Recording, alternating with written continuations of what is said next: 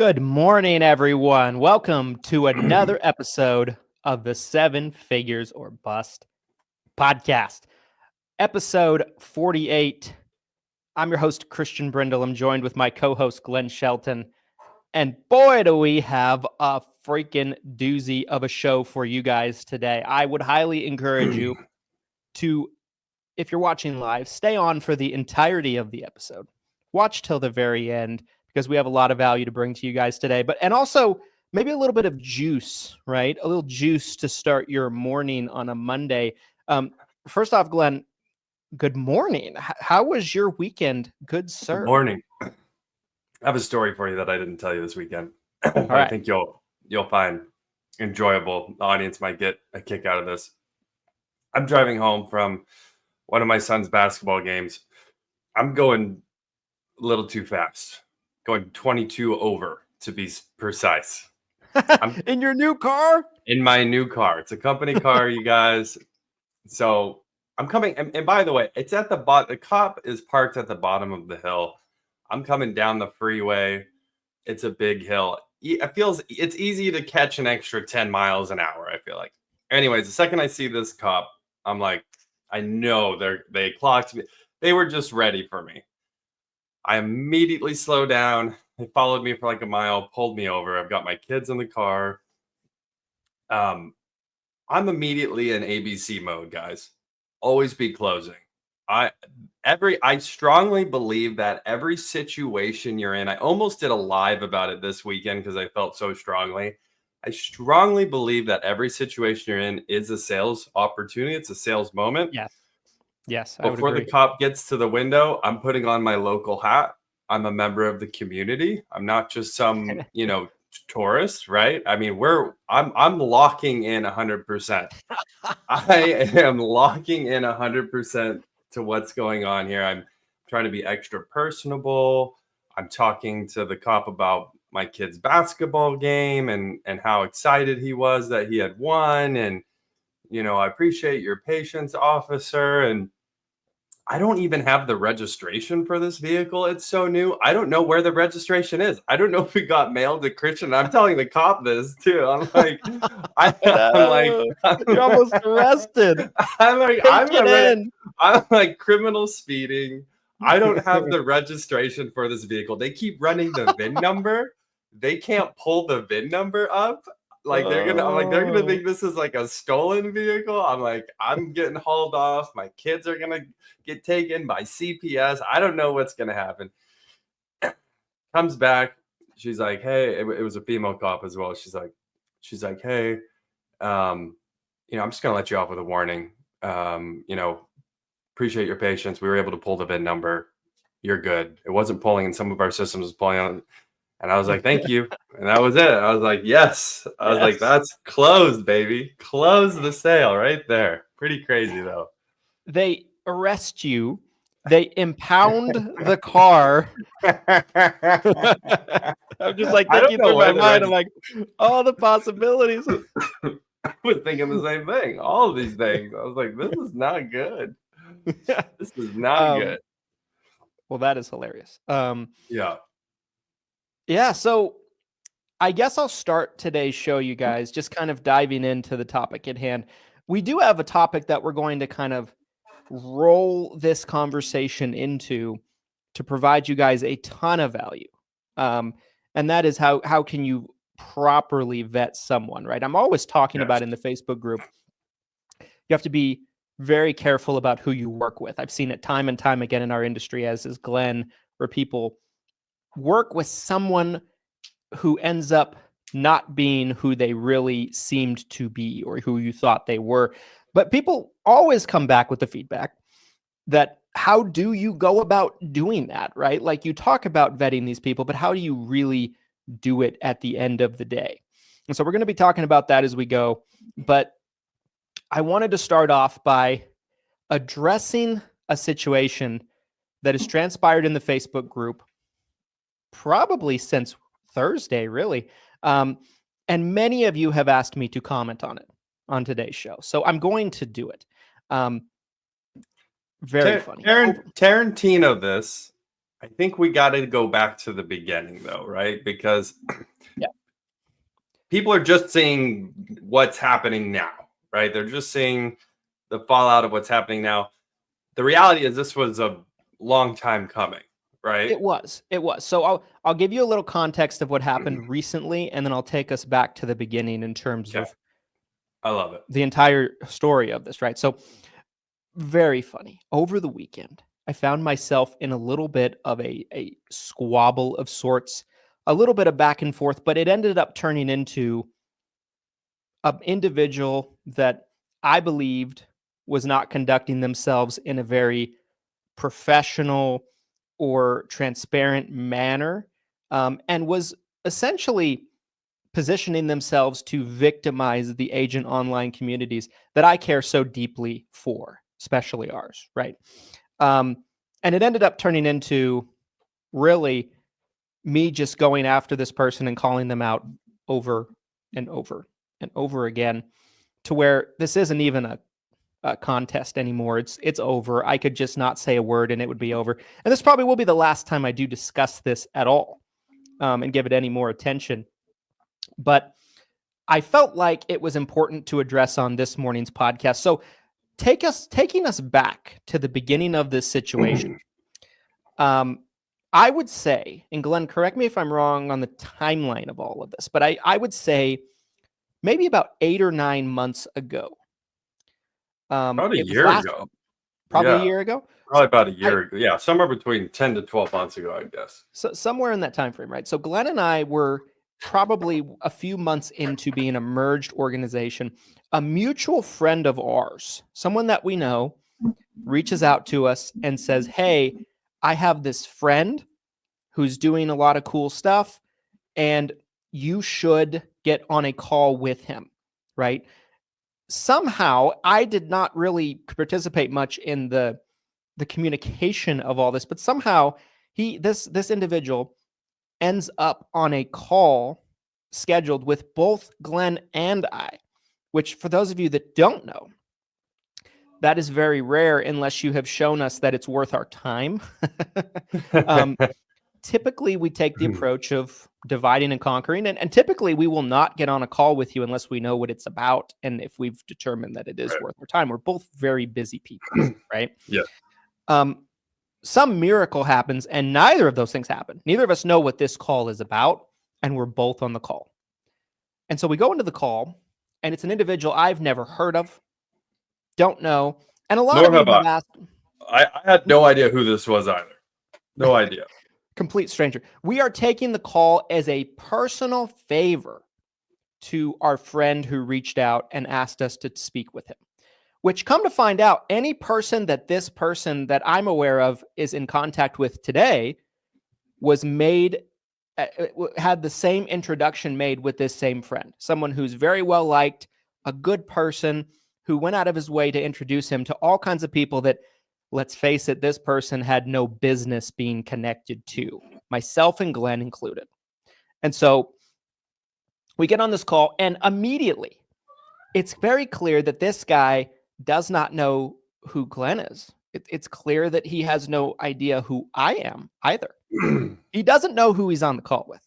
He does not understand the level of accomplishment our organization has had. But on top of that, he doesn't understand the level of reach and familiarity people in the industry have with us. Well, and so, yes, go. One other part of this too that blew my mind is they didn't have their own business operations figured out. Of any Their kind. their own offerings. What they were trying to accomplish, that was completely unknown too, which was surprising to me because I'm like, the call was set up to pitch us on how Which I didn't know. Right. I don't think either of us knew we were know. going to be pitched.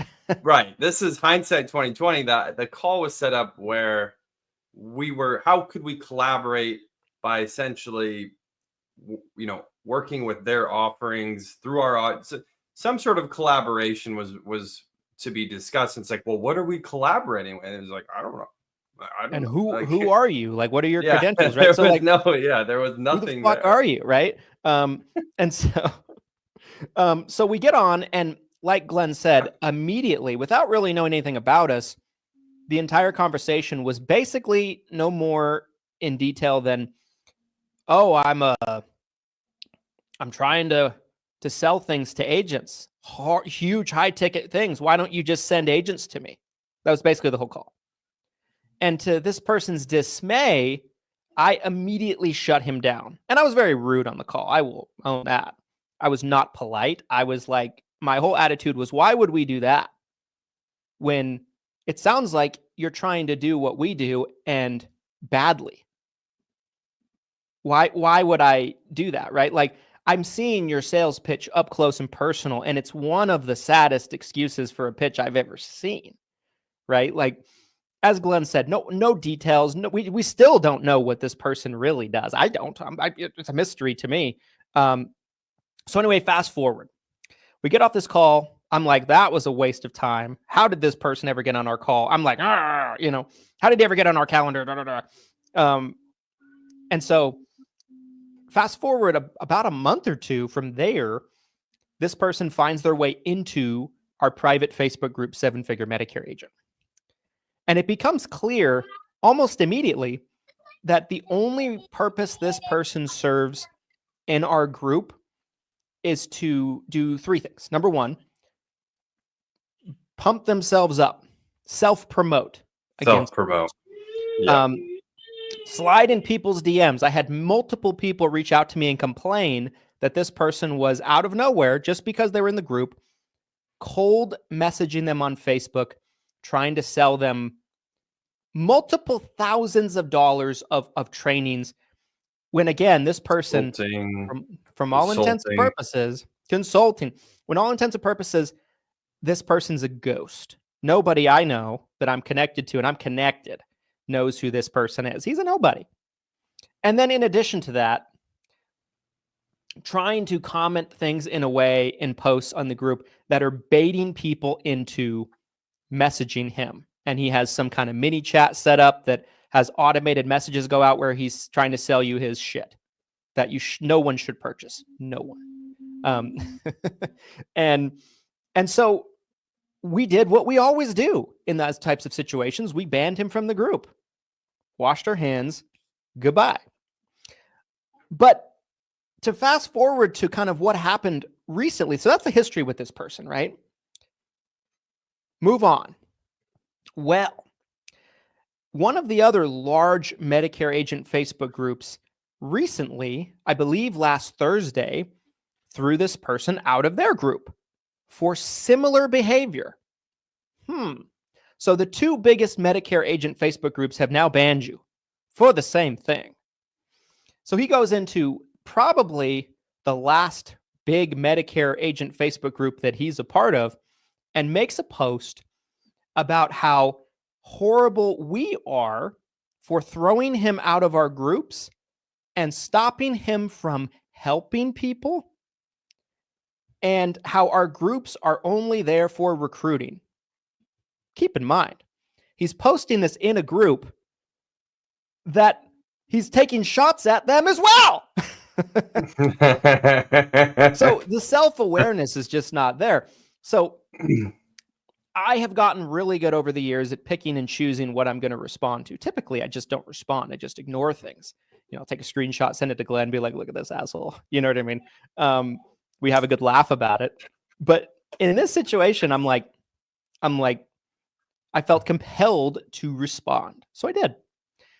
I comment, I said, you're being disingenuous, more or less. You were banned from our group because of this, and I have reason to believe that you'll probably be banned from every group. Just give it time.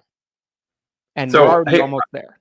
Yeah. And I want to comment on this because I didn't have eyes on much of this at all, right? I had kind of heard from others. What was most shocking about what happened recently is in the comments on some of these posts that have come up recently were screenshots from you guys. Showing multiple. Yes, not just one, but several agents in the group showing screenshots of private messages of being pitched these outrageous packages of consulting or whatever other services were being offered. It scares me in the sense that we don't know what's going on behind the scenes if you guys don't come tell us. We have a great moderation team. We have a Yes. great admin team. We have a lot of hands on deck to try to police the group to keep behavior like this out. I think we do a pretty damn good job most of the time. But the reality is, if you guys don't tell us what's going on, you don't send us screenshots like that, we have no idea. And at the time when this first happened, I didn't know. Maybe Christian knew more about this than I did, but seeing that type of evidence come up in the group was shocking. I was like, wow, this was going on for a while. Not only did I see it firsthand, but the evidence that did come out as a result of the avalanche of things that transpired over the last 3 or 4 days speaks for itself, right? Like, there is no reason to question anything about this individual and what their intentions are. And so I put that comment, just kind of more providing clarity on a very one-sided post, not providing full context. It's almost like the messaging was, I got arrested by the police and the police are out to get me. Well, no, you shot someone. You robbed a bank. You know what I mean? Like, so context matters. Context matters for sure. So this person, sees me, doesn't already like me. I have been a roadblock in preventing him from, in my opinion, scamming agents. I've prevented him from accomplishing his goal of scamming agents, in my opinion.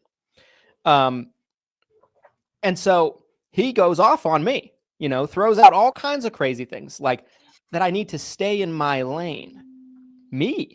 I need to stay in my lane. A steward of our industry and someone that is infinitely more qualified to sell things at higher prices than what he is, but chooses not to because I want to help agents, because I give a damn about agents. And it gets to go back and forth a little bit. I'm like, wait a minute. I'm like, I have a much bigger platform of my own than this. I'm taking it in there.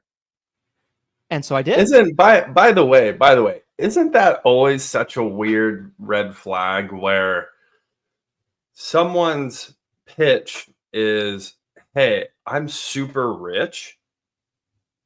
Please buy these really expensive services from me. It's like, there's a disconnect here, right? I mean, sometimes that might fit, right? For like certain people, like Patrick Bet David comes up to me and offers me something. Maybe there's a connection there where it's like, okay, I know he's super successful. He is very wealthy.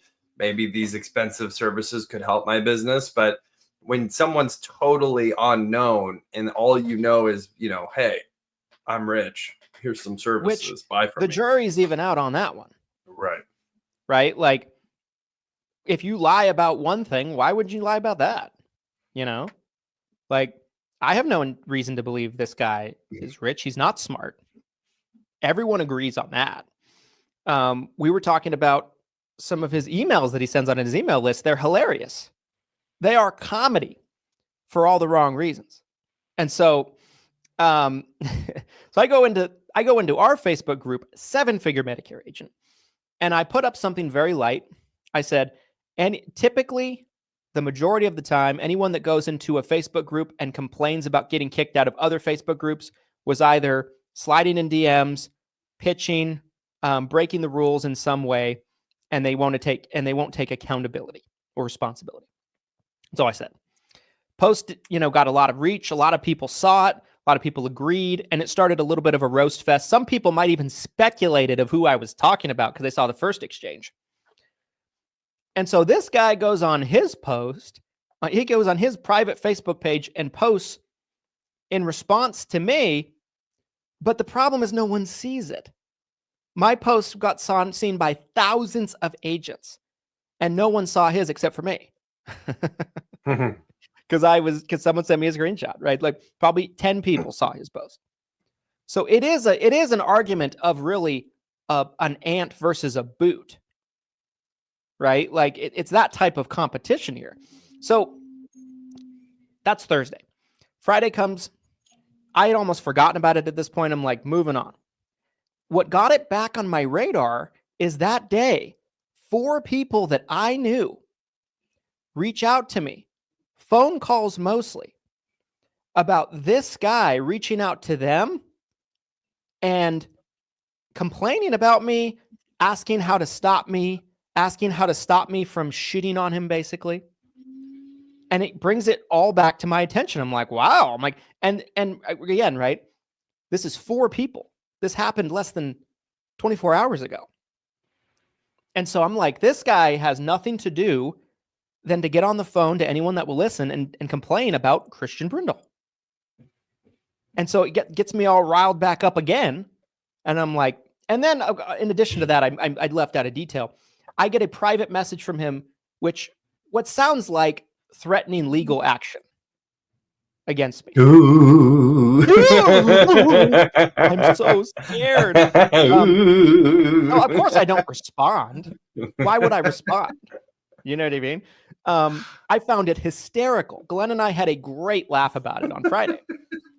And so, and the funniest thing about it is all these people that are reaching out to me, they're reaching out to me in the context of, I heard you're not getting along with this guy. What's going on? He called me and he's all upset. So when I explained the context to them, every conversation ended the same. They said, well, to be honest, I don't really know him very well. I don't really know him that well at all. It sounds like Nobody he's totally knows fucked him. up. Sounds like he totally fucked up. I'm with you. That's how every conversation ended. So then I go put up another post questioning his credentials because in his own admission, he's never written more than 750 clients. Oof, not someone you should brutal. be paying. And he doubles down, by the way, later on, and it admits that again. So stupid. Right. And my argument was, why should you pay someone $5,000, $6,000, $7,000, $8,000, $10,000 for consulting when that's their highest accomplishment? Why? Like I said, am infinitely more qualified as a producer, as an agency owner, as a business owner, and I don't charge people that. Like, this is laughable. And so I put that second post up. It blows up. It reaches 4,000 or 5,000 people.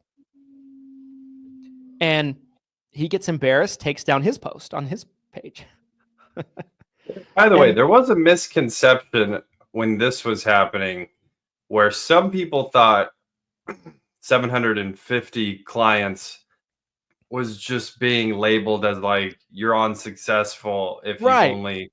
And that was, again, that's completely out of context of this whole situation. 700 clients is great.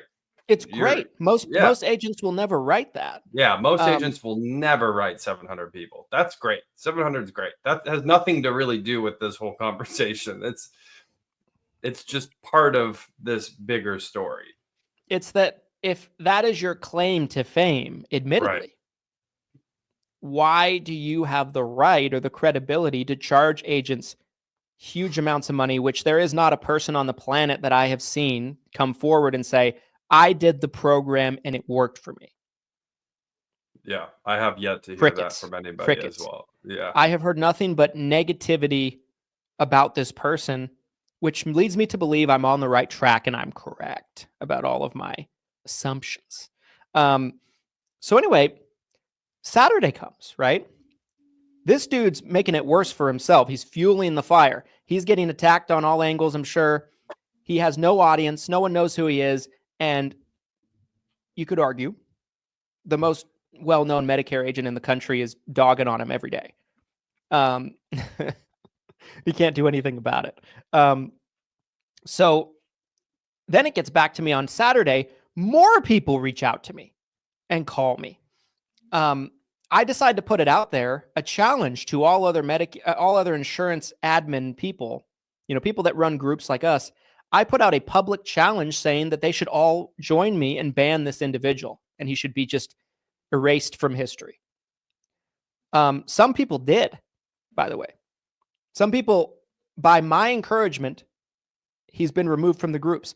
Other groups have said, we're not going to remove him because he hasn't done anything yet in our group, but we've reached out to him and told him, we do not want you to post anything anymore. And if you do, we're going to kick you out, basically. Brutal. So he's been banned from every group except for a few, and the few that he's still allowed to be in, he's not allowed to post. One of which I'm a moderator in. He found that out the hard way. And so it gets back to me that, like, he doesn't know what to do. He's backed into a corner. And I know that he has a level of desperation about this whole thing and a panic behind the scenes because of all the details that are leaked back to me from conversations he's having with people that just turn around and leak it back to me. So he can say whatever he wants. I know he's desperate, right? And so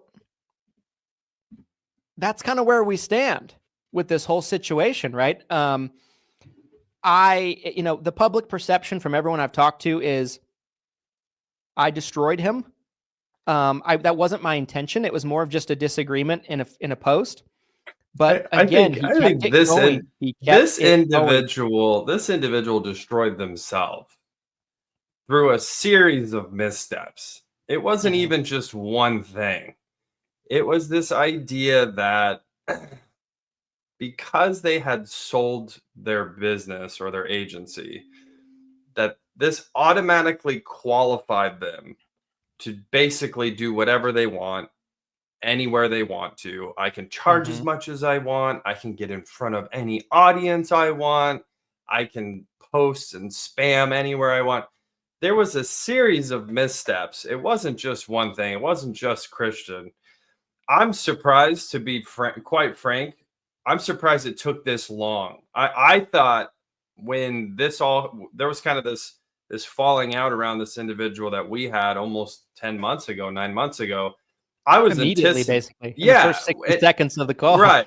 But even beyond that, like when he got kicked out of Seven Figure Medicare Agent, this person got kicked out of Seven Figure Medicare Agent.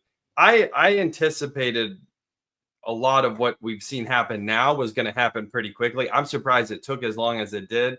Maybe they were a little more subtle about how they went about what they were doing after what happened here. But what a story of, arrogance, being too big for your britches, and naivete. Yes. A classic story of Icarus flying too close to the sun and losing his wings. I want to address one last question before we move on. Please do. From this topic that I did get. Why don't you say this person's name?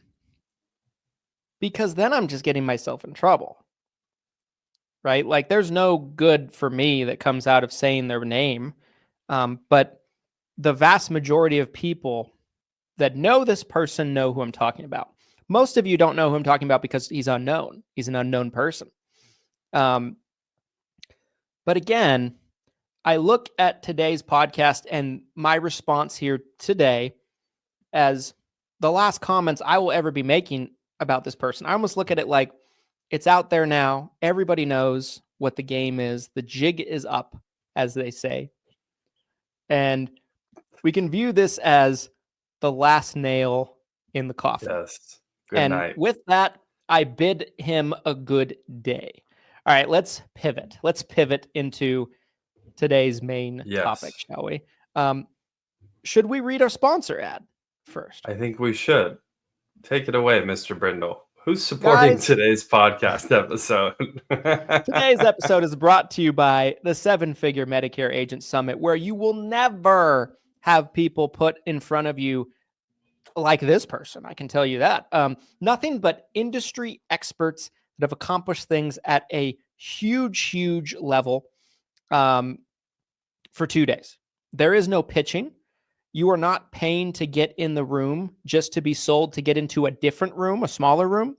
You are literally being provided value on how you can grow your business. What is advertised is what you receive from the moment that you arrive. Guys, Seven Figure Medicare Agent Summit has limited seating.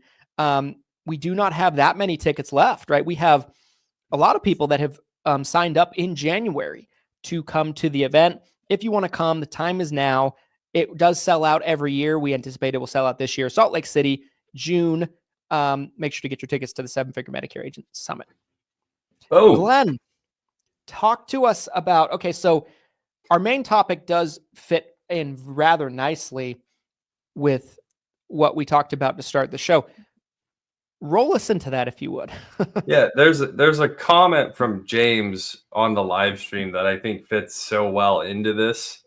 And, the story that we covered today, if you really pan back and look at the industry as kind of a whole, it's just one corpse of many, right? This isn't a new storyline. The idea that someone tries to come into the industry, they either inflate, exaggerate, or completely fabricate who they are, what their success level is. They try to immediately jump in. And sometimes they have a little bit of traction. They get in front of people, they take their money, whatever. But, it almost always comes out just like the way it happened with this individual. But James has a comment on the live stream that I absolutely loved. I investigated someone who is flexing all over these insurance groups, and it turns out he lives in a mobile home. Oh! So I love Are we that. talking about, are we talking about the same person, James? It's not, I don't know. But the point being here is, how can you actually vet someone? It could be a number of different reasons why you want to work with someone in the insurance industry to help grow your business. This could be a lead vendor. This could be your upline. This could be, someone to help you maybe on the technology side, right? A CRM, a website service. It could be, when you really take a minute, if you're an agency owner, or if you've been selling insurance for a few years, and you really take a minute and you think about all the relationships you have that help you grow your business, there's usually quite a few. Yeah. So if you let the wrong person in, it's the fox in the hen house, in my opinion. If you bring someone in who is essentially lying to you about who they are, or lying about the success they had, their chances of coming into your business and helping you grow are slim to none, because they didn't even grow themselves. They're just trying to take your money. That's the concern. That's what we see all the time. That's what kind of this story that started the podcast today was about. So, how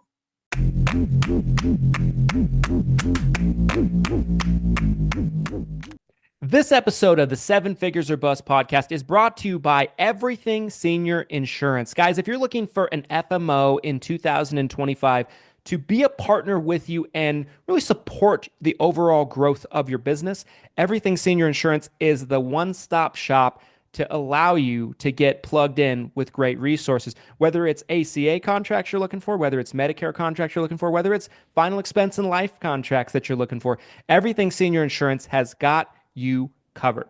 We provide a free CRM in 7-Figure CRM to all of our agents that meet the proper requirements on their contracting and have enough contracts with us. We provide discounted leads with Lead Heroes, discounted virtual assistants with Hire Heroes, and we provide just year-round support to just be there and help you out in your business, as well as fantastic training. Glenn, what do people need to know about Everything Senior Insurance, the FMO? At Everything Senior Insurance, we've really combined all of our resources to create an FMO that can be a true one-stop shop for a senior insurance agent. Most FMOs have only maybe one resource or even no resources beyond offering that contract. We want to provide value to you as an agent to help you grow your book of business. Or if you want to create an agency, we want to help you grow your agency. And there's so many resources that we have put together to really help you grow your business. So if you are looking for a true partnership, someone that will invest in your business, please reach out to Everything Senior Insurance. We would love to help you grow. Thanks for listening to this message. And now back to the show.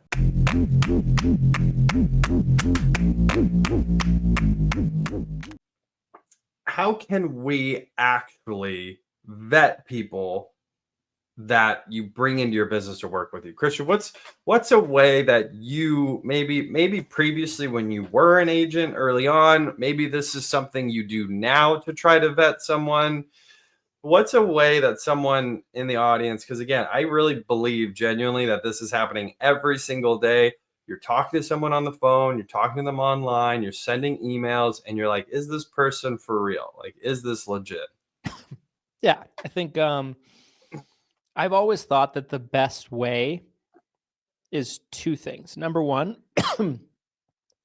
how long have they been around in publicly, right? Like, because we all know when you're around publicly, the cream always rises to the top, right? Like this individual, right? They have not been around publicly very long at all. And so, in basically less than a year, they've been publicly exposed. It's common knowledge, right? That they're Yeah. not a real person. And that's typically what happens when somebody isn't the real deal, right? If you're the real deal, you stand the test of time, right? Like you stick around, you're relevant. People continuously want to continue working with you because your track record is good. It's out there. And also, like, this was said on the podcast a couple weeks ago, and I think it's great. Look at what they're putting out for free. Like, what is the information they're putting out for free? Is it good, valuable information? Does it make sense? Is it good ideas?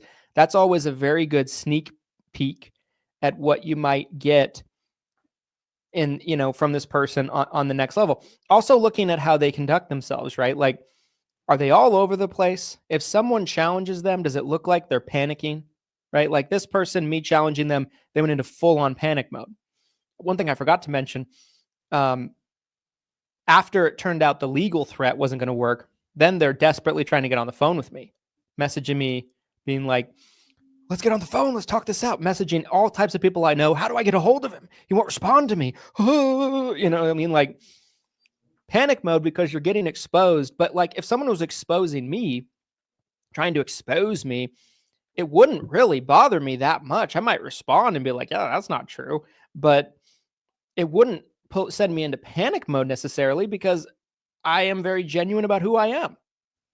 Right. So like, I think those would be the three things to me. What are your thoughts? Do you think I missed anything there? Yeah. So for me, the first thing that I think of, like if I'm trying to vet someone and I'm trying to decide, should this be someone that I want to work with? Is this person legit from what I'm hearing? How I always look to try to connect the dots. How many other people or other ways will validate this person or this information I'm hearing about this person? Because just like I mentioned earlier, if the person you're talking to is like, hey, here's my backstory and here's my pitch, here's why I want to work with you, here's how I can help you, and that's your only point of information, who knows what the truth is? But if you talk to 3 different people who know this individual and they're validating the story, they're saying, oh yeah, it's true, or oh yeah, I work with them too, they've been really good for me, or yeah, I actually know someone who used to work with that person, they're great, I think that's a good move. That's the type of thing that green lights my decision making. Is how can I connect the dots? How can I have multiple points of information that validate what's being said either by that individual or if it's one other person? I think the more the better. Yeah, I would agree. I heard Tony Robbins say recently, and I certainly don't think you guys need to go to this length necessarily, but it's more the message, right? The intention behind it. He said anytime he goes into business with someone, he hires a private investigator to tell them to dig up everything that there is to know about that person. And he tells them ahead of time, he's like, hey, I'm going to be doing this. If you got anything you're hiding, you might as well tell me now because I'm going to find out. Not necessarily saying you have to do that. I think he mentioned that he spends multiple 5 figures to do that every single time, right? Like, I'm sure. But obviously, like if you're Tony Robbins, your business deals are probably in they have millions at stake, right? Right. So it's a Huge different implications. Right. type of game there. But I think the The messaging and principle. Yeah.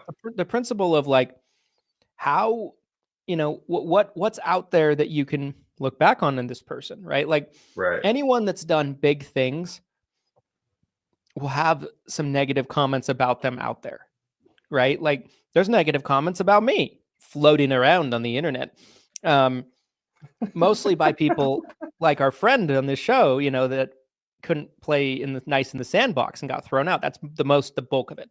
But Yeah. but there's also, for all the negative comments or criticisms, there's 10, 20, 30 times positive feedback about working with me. Same goes with Lead Heroes, right? Like there's agents that will buy leads from Lead Heroes and they don't call the leads. Like let's say they buy 10 leads and they call 3 of them and they don't sell those 3 leads and they throw the rest away and they're like, these leads suck, right? But then there's people that buy 10 leads. They call all 10 leads. They call them multiple times. They automate them. Like they do everything they can to contact them. And they make 2 or 3 or 4 sales. They have a huge return of investment. And they're like, this was great for me. I'm glad I did it.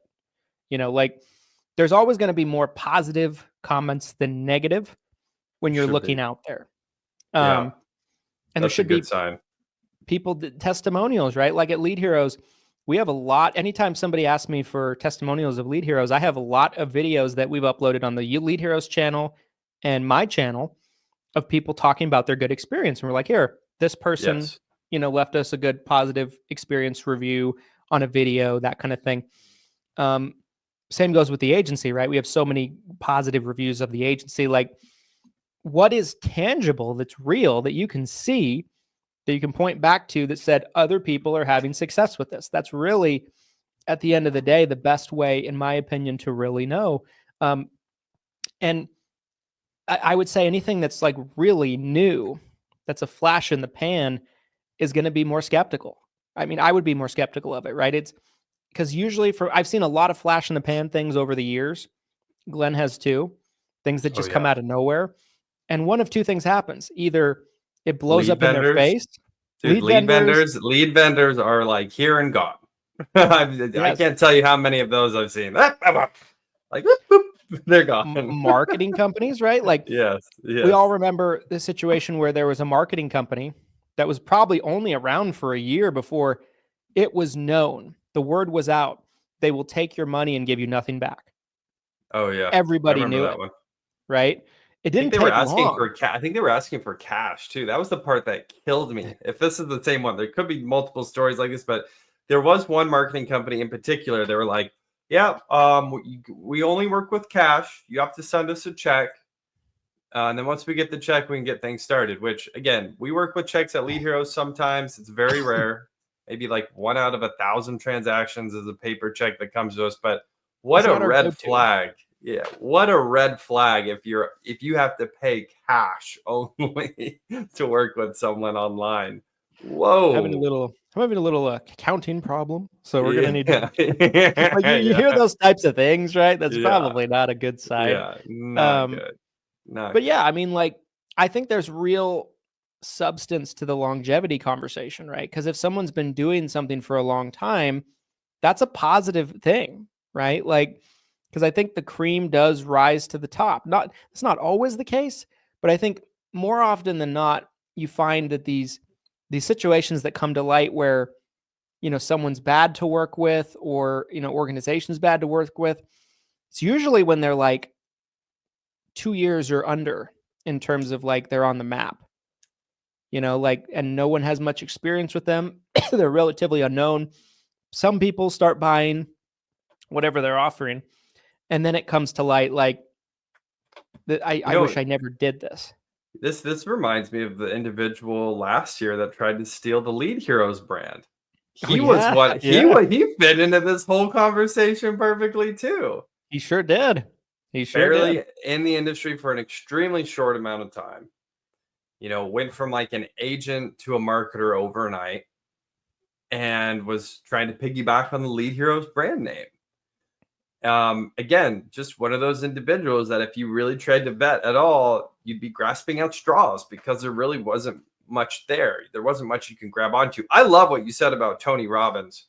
And in my mind, what I'm thinking is, the biggest decision an agent typically makes is picking their upline. Who is their upline going to be? That can be a huge factor in whether you're not saying that your upline's always. A lot of times it's up to you as an agent to go out and actually write the business. Your upline's not going to sell those policies for you. But that being said, picking the right upline can be the difference maybe between selling 100 policies that year, selling 150 policies that year. So it can improve your business significantly if you pick the right upline. So, Christian's talking about how Tony Robbins is doing all this due diligence, right, before getting into bed with someone. I think looking at the upline conversation in the industry, most of you will probably just sign with whoever. Again, admittedly, as an agent, I basically just signed with the first IMO I talked to. I didn't really do a whole lot of due diligence because I was so green at the time. I wasn't really thinking about it. I maybe talked to one other, but I just wanted someone close to me. So I just basically went with essentially the first person I really interviewed with, I really talked to. And I think you should do your due diligence. I think you should maybe talk to several different uplines, right? I think you should really interview them just as much as they might be interviewing you, figuring out, tell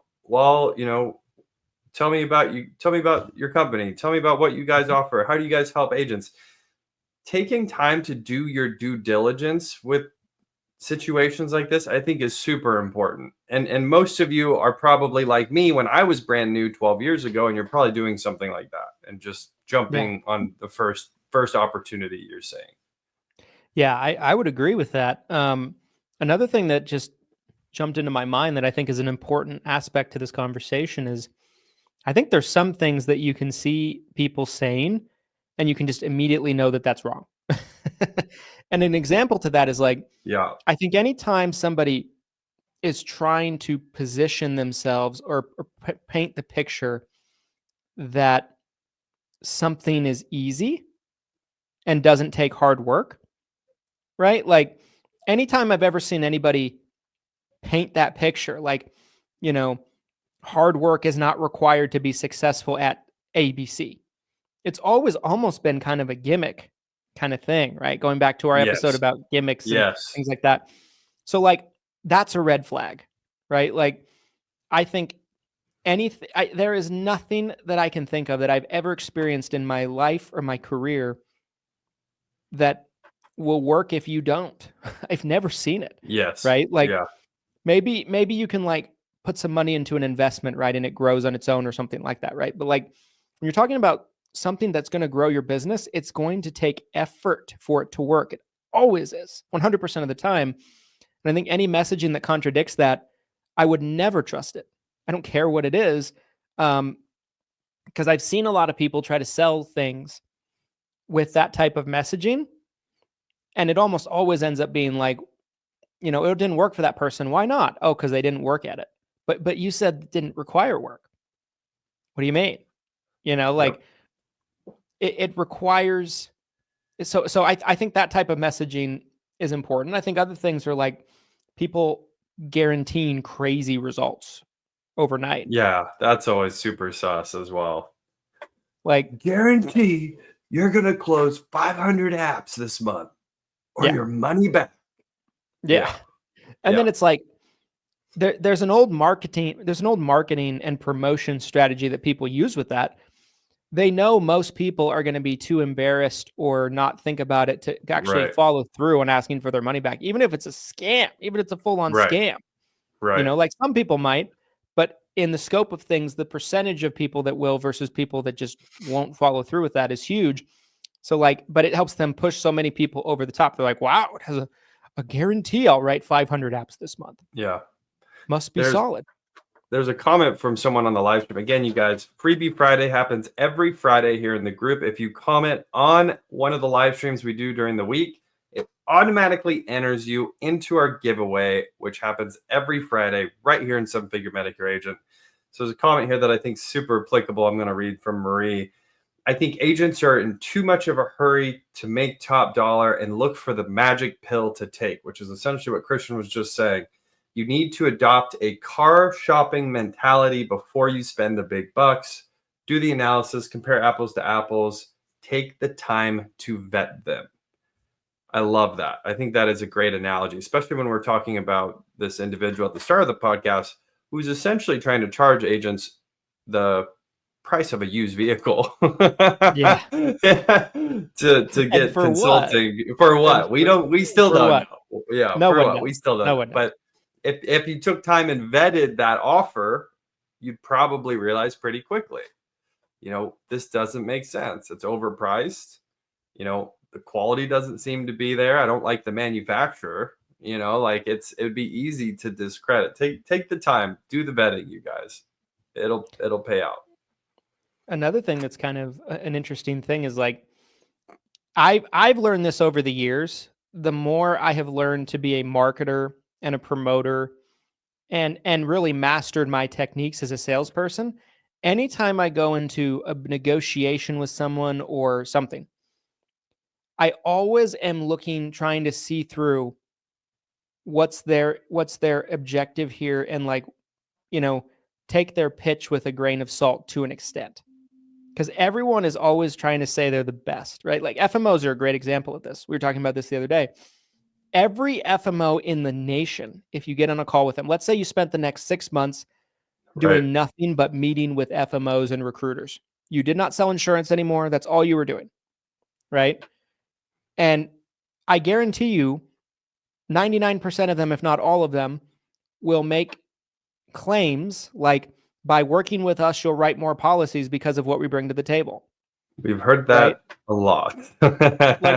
Glenn and I heard that probably 4 times in a week, not necessarily from FMOs, but people that we were trying to do business people in with. People in our stratosphere. Certainly not everyone you'll do more business because you work with them, but everyone will say that, right? So there's these gimmicky things. Like when I get on the phone with people, I tell people, we have a great system. We have great infrastructure.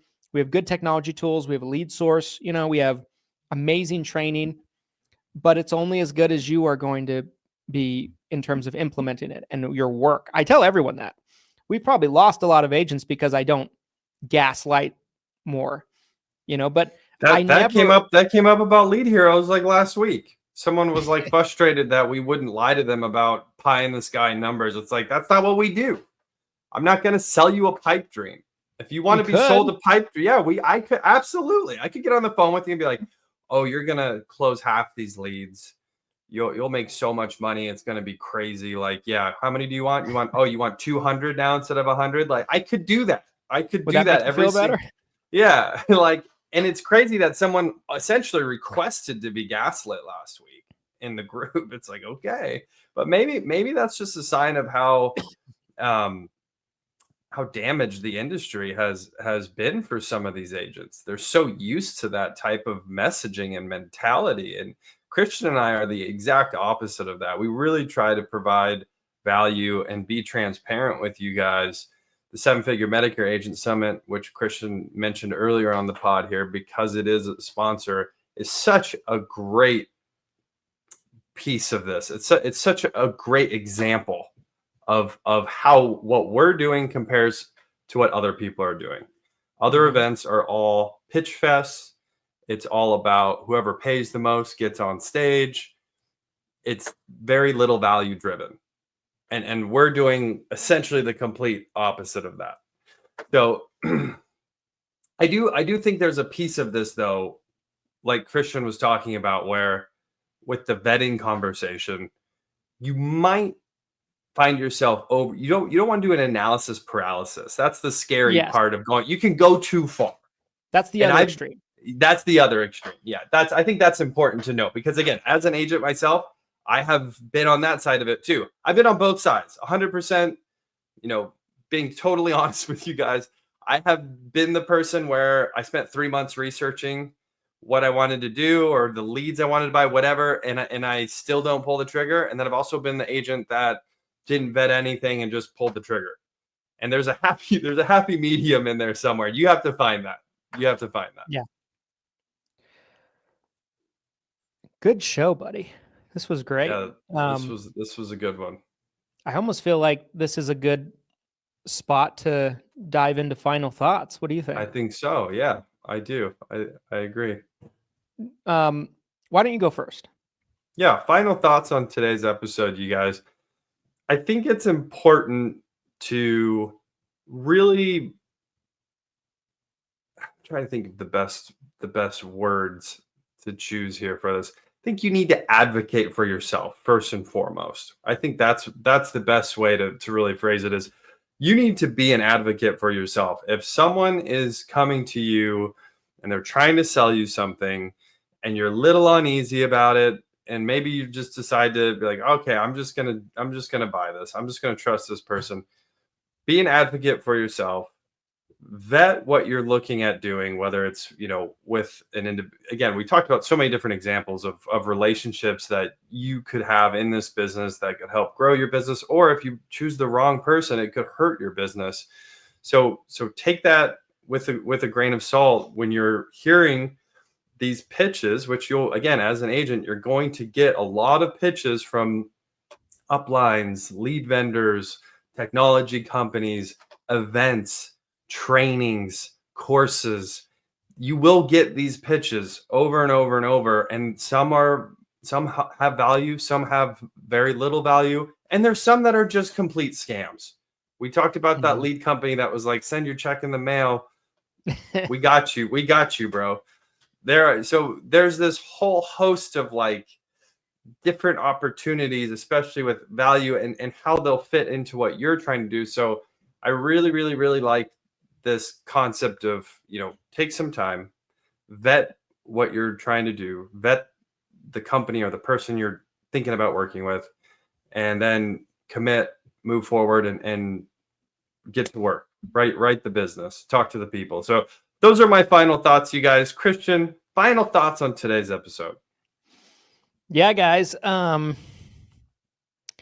First episode that I could say that we just dismantled someone. But I hope you guys understand, right? Like, I'm never looking for just a reason to dismantle someone. In fact, like, over the years, I've kind of moved into this space where I do my best to get along with everyone. The difference to me is when I view someone as genuinely trying to go out of their way to enrich themselves by harming agents. Yes. I have a problem with that. I have a problem with that, and I have a problem with people supporting someone who does that. And certainly it doesn't make me popular to say the things that I have said since Thursday on this platform, on this podcast, in the Facebook group. Some of you might like it, some of you might not, right? Overall, it doesn't make me overwhelmingly popular in general, but I'm saying what I feel like needs to be said. So I hope for anybody that ends up watching this episode, I hope we can put this to bed, and it's just kind of a known thing that the individual in question should not be worked with in any capacity. And that's my advice. That is my Christian Brindle's recommendation. And there's no one right now that I'm going to make that claim about, right? Hasn't already been, pushed out of the space. This is the guy. This is the one person, and I'll never speak about it again unless there's some relevant reason for me to do so. Right? I feel like I've done my work. I feel like I have advocated and put myself out on the line for you as agents.